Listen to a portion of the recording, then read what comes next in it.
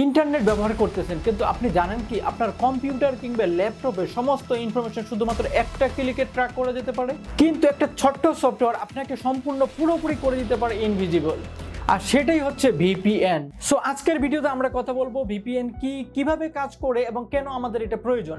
অনেক গুরুত্বপূর্ণ তথ্য জানতে পারবেন আজকের ভিডিও থেকে। সো ভিডিওটি না কেটে সম্পূর্ণ ভিডিওর সাথেই থাকুন। আর চ্যানেলটিকে যদি এখন পর্যন্ত সাবস্ক্রাইব করে না থাকেন, চ্যানেলটিকে সাবস্ক্রাইব করে সাথেই থাকবেন। প্রথমে খুব সহজে বলি ভিপিএন কি। ভিপিএন এর পূর্ণরূপ হলো ভার্চুয়াল প্রাইভেট নেটওয়ার্ক। এটি এমন একটি টুল বা সফটওয়্যার যা আপনার ইন্টারনেট কানেকশনকে নিরাপদ এবং একটা ইনক্রিপ্টেড টানেল দিয়ে পাঠায়। ফলে কেউ চাইলে আপনার লোকেশন, আইপি অ্যাড্রেস বা অনলাইন অ্যাক্টিভিটি ট্র্যাক করতে পারেন। দেখা গেছে আপনি ঢাকায় বসে আছেন, কিন্তু আপনি ভিপিএন কানেক্ট করার পরে আপনাকে দেখাচ্ছে লন্ডনে। এবার আসছে ভিপিএন আসলে কিভাবে কাজ করে। আমরা যখন আমাদের ফোন কিংবা কম্পিউটারে ভিপিএন ইনস্টল করি আর তারপরে যখন আমরা ভিপিএন কে কানেক্ট করি, আমাদের ডাটা কিন্তু সরাসরি আইএসপি হয়ে ইন্টারনেটে যায় না। প্রথমে আইএসপি হয়ে ভিপিএন সার্ভার পর্যন্ত আমাদের একটা টানেল ক্রিয়েট হয়। তখন এই টানেল দিয়ে আমাদের এনক্রিপ্টেড ডাটা আগে ভিপিএন সার্ভারে যায়, ভিপিএন সার্ভার থেকে তারপরে আমাদের ইন্টারনেটে যায়। কিন্তু বাস্তবে সম্পূর্ণ প্রক্রিয়া আসলে কি ঘটে, এটা একটু আপনাদের সাথে ডিটেইলসে এবারে বলি।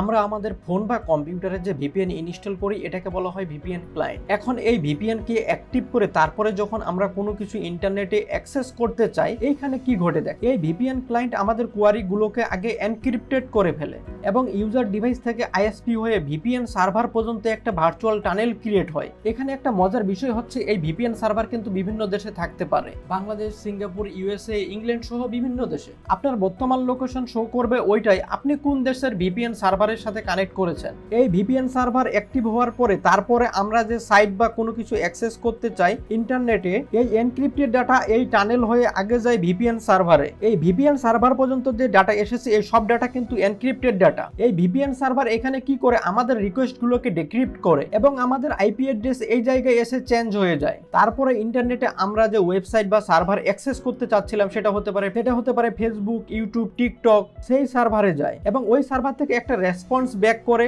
সেই রেসপন্সটা আবার আমাদের ভিপিএন সার্ভারে এসে এনক্রিপ্টেড হয়ে আমাদের ডিভাইসে আসে। তারপরে এই ভিপিএন ক্লায়েন্ট এটাকে আবার ডিক্রিপ্ট করে আমাদেরকে আউটপুট দেয়। ঠিক এই কারণে এর মধ্যে গভর্নমেন্ট বলেন, হ্যাকার বলেন কিংবা আইএসপি, এগুলা আমাদেরকে কেউ ট্র্যাক করতে পারে না যে আমরা কোন ওয়েবসাইটে যাচ্ছি বা আমরা কি করতেছি। কিন্তু একটা বিষয় খুব সাবধান, এই ভিপিএন নিজেই কিন্তু আমাদের সব ডাটা হ্যাক করতে পারে, কারণ আমরা বেশিরভাগ সময় ফ্রি ভিপিএন ইউজ করি। ফ্রি ভিপিএন কিন্তু কখনোই এটা নিরাপদ না, কারণ সে যে আমাদের কোনো ডাটা কারোর সাথে শেয়ার করবে না এটা কোনো গ্যারান্টি নেই। এবার বলি ভিপিএন কখন আমরা ব্যবহার করব বা কেন আমাদের প্রয়োজন। অনেক সময় অনেক দেশের নিজ পলিসিগত কারণে অনেক ওয়েবসাইট কিংবা সার্ভারের রেস্ট্রিকশন করে দেওয়া থাকে, ওই দেশ থেকে ওই কারণে ওই ওয়েবসাইটগুলো কিংবা অন্যান্য অনেক সার্ভার অ্যাক্সেস করা যায় না। যেমন আমরা যদি চায়নার কথা বলি, চায়নাতে গেলে কিন্তু আমরা স্বাভাবিকভাবে ফেসবুক, হোয়াটসঅ্যাপ এগুলো কিন্তু আমরা অ্যাক্সেস করতে পারবো না। এগুলোকে অ্যাক্সেস করতে গেলে চায়না থেকে আমাদেরকে ভিপিএন ইউজ করতে হয়। কিন্তু দেখা গেছে অনেক সময় আমরা আমাদের দেশ থেকে অনেক এডুকেশনাল ওয়েবসাইটেও ঢুকতে পারি না, তখন কিন্তু আমরা চাইলে ভিপিএন ইউজ করতে পারি।